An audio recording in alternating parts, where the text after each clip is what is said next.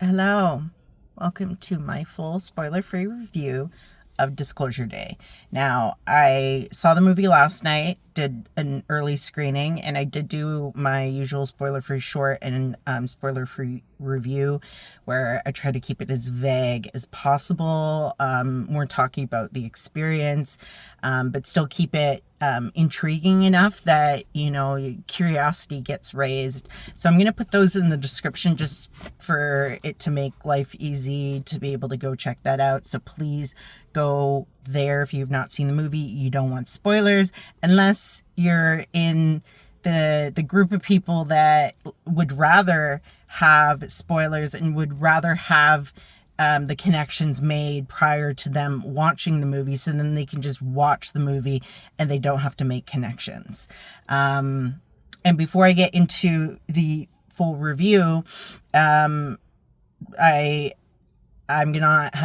not going to be any clips, there's not going to be any image, there's going to be nothing. So this is very much like podcast form. You can listen to this while you're driving, while you're working, you can, while you're cleaning, going for a walk, just, relaxing, and you just want, to hear someone talking about the movie. You don't actually have to sit and watch me talk for extended lengths of time. It's me just talking about, and there's not going to be any particular order, classic ADHD. I'm going to be bouncing all over the place. As I talk about things, I'm going to make connections. So then I'm going to continue on whatever segue that I did. And, so I think that is all the information that I had. Yeah, I think so. So with that being said, I'm Shay, and let's get into it. So I do want to first start by showing they have, it says, believe what you see. And, so they had these really nice, posters that they were handing out because, so yes, I did see it last night. I went to Laser Ultra and had a really great experience. And I was saying to my friend after, I was like, I'm really surprised that no one clapped. But we realized that I think people were just still digesting the film. And so when I went tonight, it's opening night, and the screening that I went to, I did see an IMAX tonight. They had a special pre-show Q&A with Steven Spielberg and Emily Blunt. And that, I'm so glad I went. If I could go to, if they had it at a different time, but it was a live Q&A. So people were actually able to submit in questions, which is really cool. And then they actually read off a couple questions to Steven Spielberg, and he answered them. And I really think that this pre-show Q&A really set the mood. And, even Steven Spielberg was saying that, watching the movie and experiencing it with others, that's the thing. When you go to the theater, it's you're never going to get the same, like, let's put the screen and the sound, because unless you have that massive screen and the surround sound and all of that, unless you have like a 50-foot screen, you're not going to be able to get the same experience. But put that aside, you're not going to get the same experience watching a movie at home. And the biggest thing is that there's times that when I see a movie, I'll laugh at something and I actually trigger someone else's laughter, or vice versa. And there's just something that you cannot recreate at home that you get when you're in a room full of strangers. And Steven Spielberg was saying that, you're in this room with a whole bunch of strangers that, you don't know anyone. And you're sharing this experience. You're not, you put your device down, you gotten out of your house, and you're just there, and you're experiencing this adventure altogether. And I've said, when talking about going to the theater alone, for one, nobody cares. Nobody cares. But two, so let's say you live alone and you watch a movie alone. You are truly 100% alone. But if you go to a theater alone, two scenarios happen. The first scenario is it's actually less lonely going to a theater alone because there's other bodies in the theater. And then if you are completely alone, you get to watch a movie on a big screen and you have the theater yourself. So it's like a win-win in both senses. And in Steven Spielberg was talking about how, I didn't realize this, but he was mentioning trilogy, a trilogy of movies. And what he meant by that is that I guess you have close encounters of the third kind, I believe. And then you have E.T. And then you have this movie. And when he was saying, 50 years ago, you had the Close Encounters movie, and that was, his point of view of interactions. And then you have E.T., where you have an alien that has come down and, the government. And then, you have this movie where it's the scenario is, what if we do find out that we aren't alone? How would society handle it? And I thought that was really cool. So if there are clips, I feel like there will be recordings potentially. I would recommend watching that because it was a really cool experience. And people clapped after the watch. So yeah, I'm really happy that people enjoyed it. And I was talking to two people on my left and two people on my right about the movie, and I had said that I had seen it last night. So I was really, really curious about what they thought. And they were saying, oh yeah, no, I really liked it. And honestly, I think this is a movie that even if you're confused by it, even if you figure things out, you should watch more than once, because I had a completely different point of view. So I don't remember everybody's name. So I'm going to describe the person. You have Daniel Kilner, you have Margaret, I'm blanking on her last name, and then you have Hugo, and then you have the guy, the head of the alternative division, and I'm completely blanking on I don't think you get his first name, honestly. But yeah, so it was really interesting, because when you watch a movie first time, there's things that people say that you just don't catch. So, when the movie opens up, you have Daniel saying, oh, I saw the interviews. And, you as a first time watcher, you have no idea what he's talking about, like interviews. And there's certain things that are said in the movie that it's like, oh, I didn't catch that before. And oh, I didn't catch that before.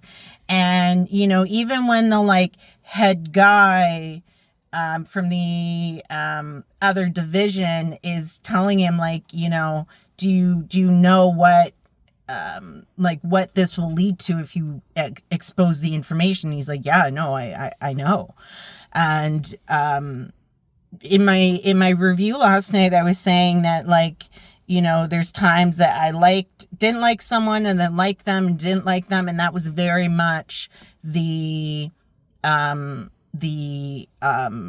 head guy of the alternative division. So I was talking to my friend last night. You have Hugo, who you have the other guy that is telling Hugo, you lied to me for 5 years, and you I saw you every single day and you deceived me. And it's like, when did you essentially lose it? And he said, well, when you did. So with the switch over 5 years ago, it seems like he lost his wife. I thought he lost his wife just before that, but I feel like he lost his wife, maybe 6 or 7 years. And maybe Hugo just was finally at the end of his rope when, he decided to shift over. Now, they were also referencing, when they pull out the aliens, from like, they looked very similar to what you see in, a mortuary where you have the bodies, and when they were pulling them out and you have the aliens and like they've got the sheet over them, and I don't know, maybe it is a morgue, I'm not too sure, but they had like coding, and they talk about when Hugo is talking to this other guy when he's done the brain thing. I didn't connect the dots initially, but they're talking about the alien that you see at the end of the movie. Like, they are talking about him or the creature. I don't know, the non-life, earth form. They're talking about that. So it makes me wonder if Hugo is able to understand in some way the alien, or they're able to maybe translate. I'm not too sure, because Margaret is saying Hugo is the guy that knows everything. So even though he's not a transitioner, which I believe I could be wrong, but he's not that. He was talking about, the language of the universe and all of that. So it seems like he knows a lot more than is shown, which, I found super interesting. And I wondered about that, if like he lost his wife, and then he was saying, all right, like everyone, ended up being on a need to know basis. So yeah, it seemed like there was a shift, but then Daniel was not brought into the mix until, I don't think it would have been 5 years ago. I think it was actually more recently, because he was talking about months, to Jane. And then, so because, the scholar guy, I know that's not his name, but it sounded like Squalor or I'm going to just say Scholar. He wasn't able to tap into Daniel, probably not Margaret. He tapped into Jane, and it seems like when I was watching it now, it seems like they actually have to, and this is just an assumption, that he has to do some sort of, one thing with one hand, one thing with another. Looking around seems to be part of the process. And then stretching the arms out and clapping seems to actually form the official bridge, where he ends up getting tied to said person. And, it seems like once he is tied to the person, he has control over them. He's able to, he can ask a question and they are forced to answer. They're forced to follow, his direction and his decision and all of that, because their minds potentially, or maybe it's a will thing. They're willed to do it. I'm not too sure. But, Hugo is talking to Squalor Guy about how he only has a limited amount of knowledge about the devices. And with him, with his limited, it seems like he's not someone that actually has the ability or has been given the gift to be able to handle the power of these devices. So, like, when we were watching the movie last night, I thought, like, when they had gotten outside the warehouse where the house was in and the fire trucks, I thought he was gonna die when he bent down. And it seems like every time that he tried to make some sort of connection, it took more and more of a toll on him. And towards the end of the movie, and you'd see where it's almost like he just gave up, stop fighting. And then it's like henchman guy was just like, I quit. I quit. I'm sorry for the swear. I just got caught up, half swear.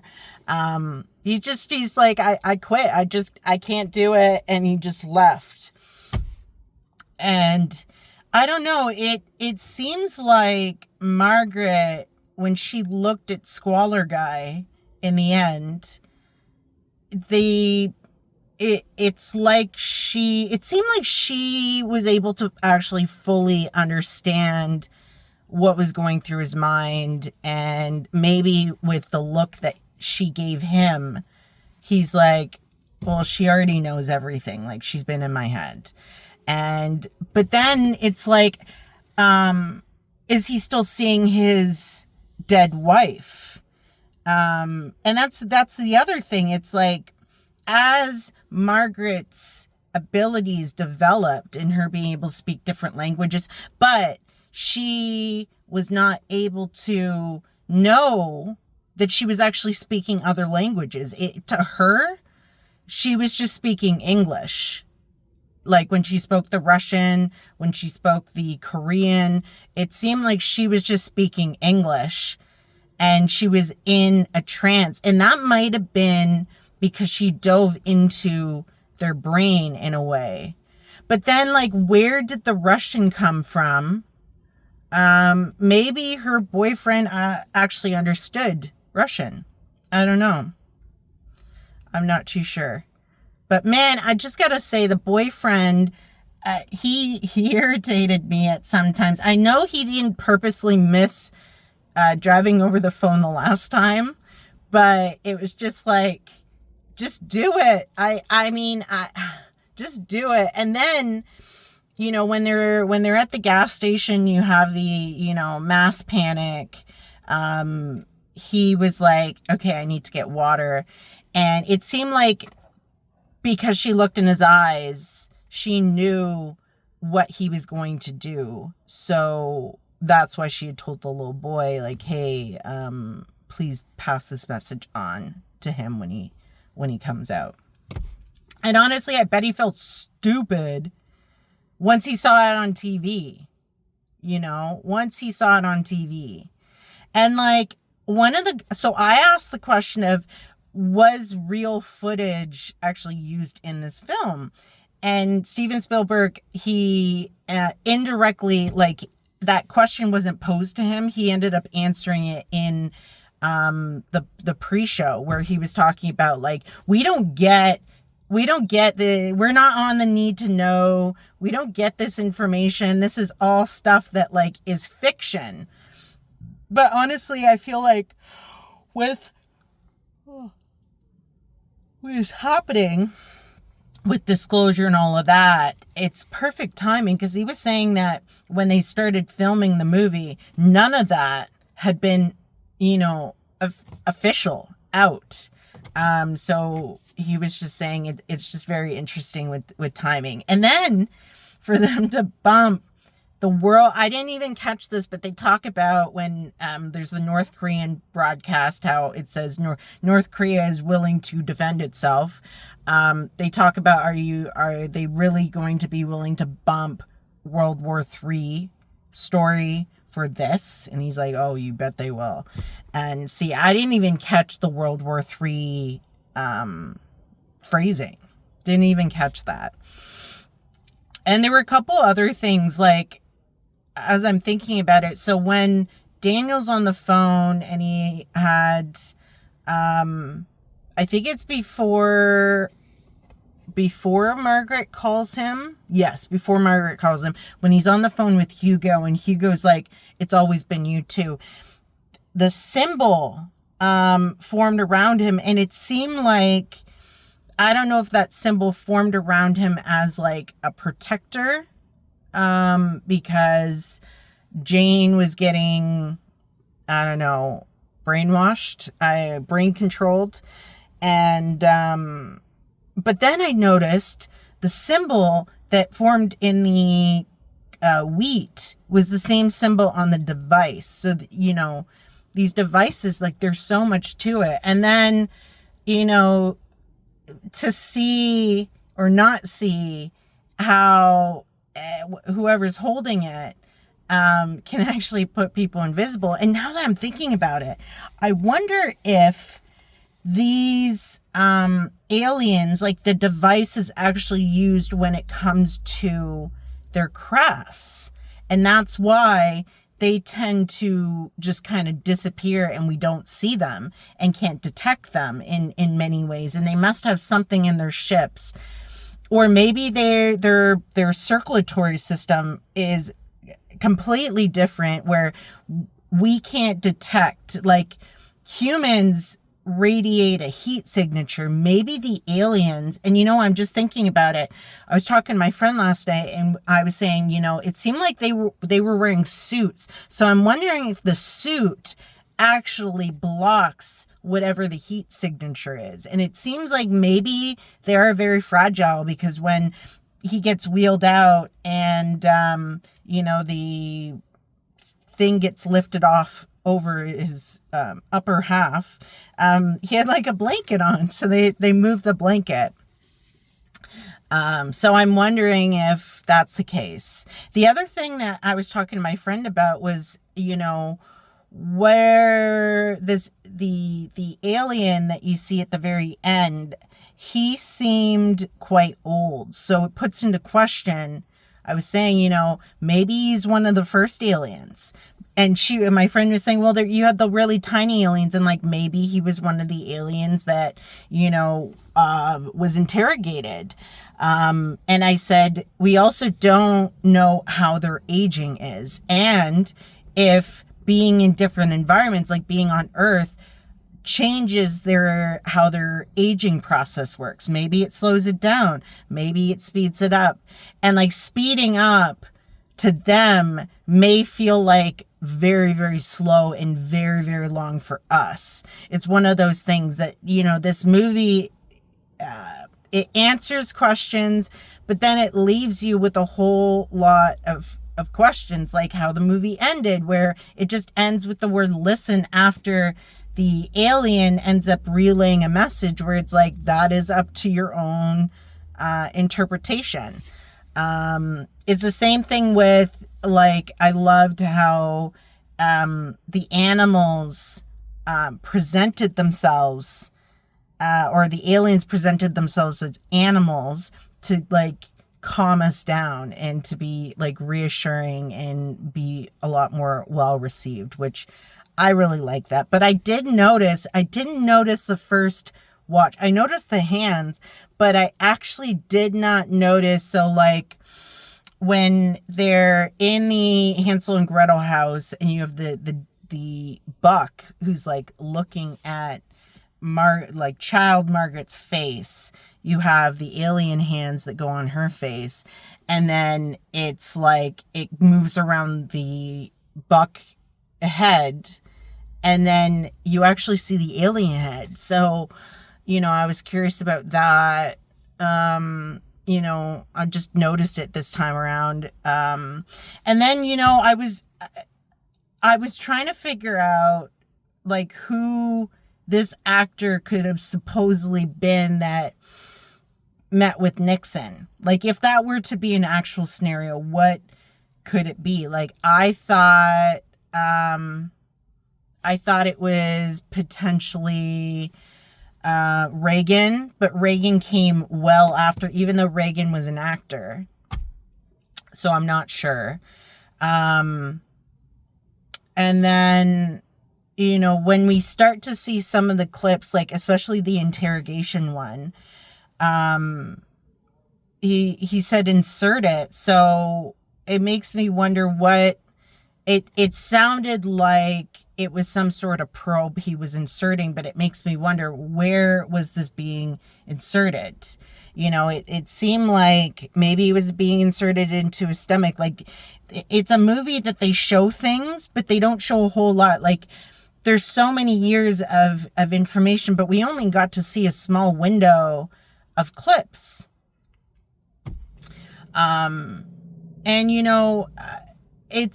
it's so interesting because you have Margaret. It's like a full circle movie. I was saying this in watching the movie last night in my review. I was saying it's a full circle movie. So you have Margaret, where you find out that she's been dreaming about butterflies, Hansel and Gretel house, and then singing. And like, that was from her repressed memory. And so it's like she has been well aware on a subconscious level in some way of everything, but her mind blocked it out. And I'm wondering if maybe that's why, there was the Parkinson's, and how she just needed to get away. But as I'm thinking about it, I'm wondering if maybe the house was so triggering to her that she had to get out of there. She just had to get out of there. And maybe because her mind blocked it out, she used, on the surface, it was, my dad has Parkinson's and I can't see him, decline.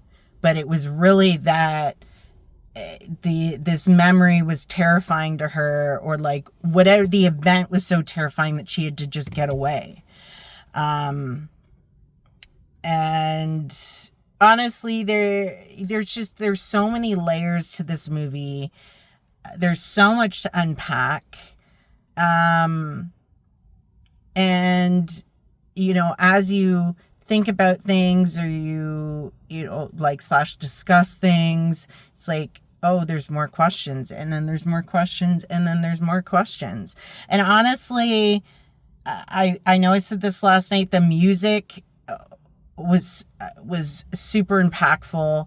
The acting was impactful. Like Emily Blunt was saying that Steven Spielberg is, he's so intimate when it comes to working with the actors and giving them freedom, and not straight jacketing them and wanting to know what they think and their perspective. And it's a very collaborative experience. And honestly, I just like, I'm sure I'm missing a whole bunch.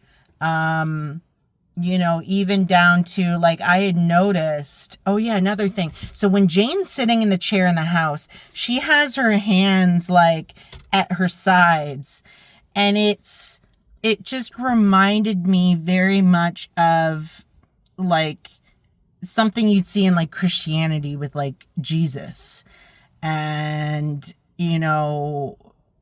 the scholar guy using religion to kind of move things forward.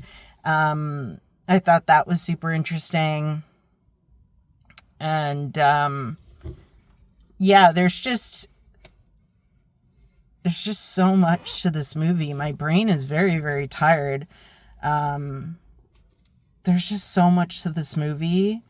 And they just, they ended it just abruptly. There's, no post-credit scenes. So, it's a movie that I feel like people need to watch more than once. And I feel like people need to watch and form their own opinion, and to disregard what the critics are saying. Honestly, it was a very well done movie. I really, really enjoyed it.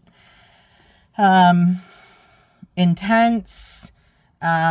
And like, the amount of secrets that the government keeps and has, these sub organizations, it's just so interesting that it highlights so much on the secrecy and,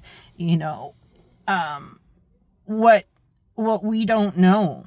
And one thing that I realized is that, so when Jane is talking to the nun, when she calls her from the diner, the question she asks the nun about, like, if you found out we weren't alone, that is literally, when you look up the description, and at least when you, like, Cineplex Landmark, when you look up, like, click on to get your tickets, that is literally almost word for word what you see, what you hear. And I thought that was really cool. Another thing I thought really cool is what they talk about with Genesis, and that talking about how humans are the, like, greatest creation on earth. And I really liked how they talked about that, and that, with God, it's like, with the vast universe, to not make other life forms of sorts, it's hard to imagine. So I really, and I feel like having that conversation really helped her see, like, almost give her some faith back, and, pushed her to actually go to the news station. And honestly, I just have to say that Margaret, she was just so funny, where she could look at somebody and she, especially with the cop. And I realized when she shows back, when she goes to the news station, and he says hi, and she says, I know. It seemed like he went home and he did exactly what she had recommended. And he was like, hi, like, you're right. And then whoever the producer, I don't know if it was the producer, it was the lady that was like, had the headset, that she's like, do you want makeup? And she's like, yeah. When she told her, like, you need to call the police, it seemed like it was some sort of abusive situation with somebody. Maybe it was the husband or boyfriend of maybe the sister. I'm not too sure. And then when Margaret talks to the, like, the guy that she has direct Hugo to the docking station or receiving station, and then Daniel to where he can, like, upload his footage. She talks to him about his son being such a good boy, and how he may not say it, but he needs him there tomorrow. And it makes me wonder if, because of the industry, maybe he has not been a fully present father. And because of that, it's like, maybe he's missed a whole bunch of games, and it's like, your son actually needs you. Maybe she's aware that, something's going to hit the fan, and it's like, your son needs you to be with him tomorrow. Or that's hinting at, hey, you need to take time off to spend with your child because your child needs you. I don't know. It's one of those things that, she even said she was able to essentially be the other person for a time. So it's like, she's able to reach in and figure out all the stuff that maybe the other person is stressed about, is worried about. I'm thinking about it. Hugo was talking about empathy, and how these creatures are very, very empathetic towards humans. So maybe Margaret's ability is to dive into the person and see what is causing them such turmoil or stress or anxiety or whatever, and like where it's on their mind, and or it has them questioning, like just something that is causing them some sort of duress. And she is able to give them the information to make the decision they need to, and do it in a very empathetic way. And whether that's telling them what the other person needed to hear, whether that's giving them life advice, whether that's being reassuring. I'm just kind of talking out loud, and I realize that I think what they gave Margaret, now Hugo was saying he gave her the ability to speak to everyone. And I'm wondering if maybe that's a layering situation in not just languages, in that, Russian, Korean, English, probably French, all of that, but able to communicate in the sense of diving into people, understanding them, and being able to communicate in a way that the other person needs to be able to feel some sort of peace, in many different, like with advice, decision making, getting information they needed to hear, or something like that. Like, my brain's very tired. I'm trying to think of more information, and I feel like I've only scraped the surface of all the things I can say. So I might end it there, because I still have to drive home and I still have to upload this. So I think I might end it here. But if I missed anything, please, please put it in the comments. If there were scenes that you really liked, put that in the comments.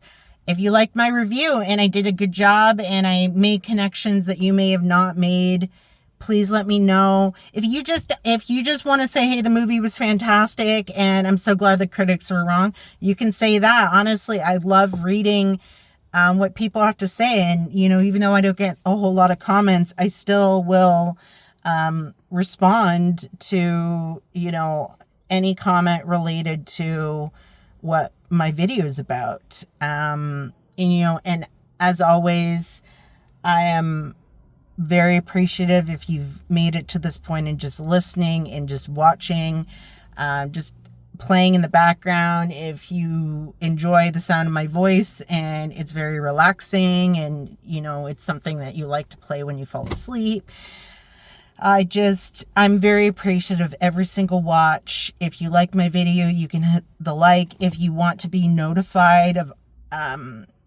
anytime I upload a video, essentially immediately, you can subscribe, which, you don't get charged or anything like that. And then you can turn on notifications there and you get alerted right away. I'm trying to get back on somewhat of a schedule, since starting my new job. And things have just kind of a wrench has been thrown into the mix. So I'm hoping I'm going to start getting back into somewhat of a good posting schedule, or trying to. But I hope you liked my review. I'm sorry, I'm sleepy. Great movie. I'm really happy went tonight. I'm really happy I got, posters. I'm really happy I got to experience the movie with other people. I got to experience with people for their first watch too. I love that. Honestly, I very much agree with what Steven Spielberg was saying, in that, because one of the questions is what do you want people thinking a week after it comes out? And he said, well, I'm hoping that people are buying a ticket to see it again. And I think this movie is going to do it's going to do quite well. But I think that's where I'm going to end it. Please let me know if I missed anything. I do apologize. I'm extremely tired. Not running out a whole lot of sleep. So, oh my gosh, I'm going to upload this. And I can't recall what the next, I believe it might be Death of Robin Hood, Hugh Jackman movie. I believe that might be the next one. But yeah, until then,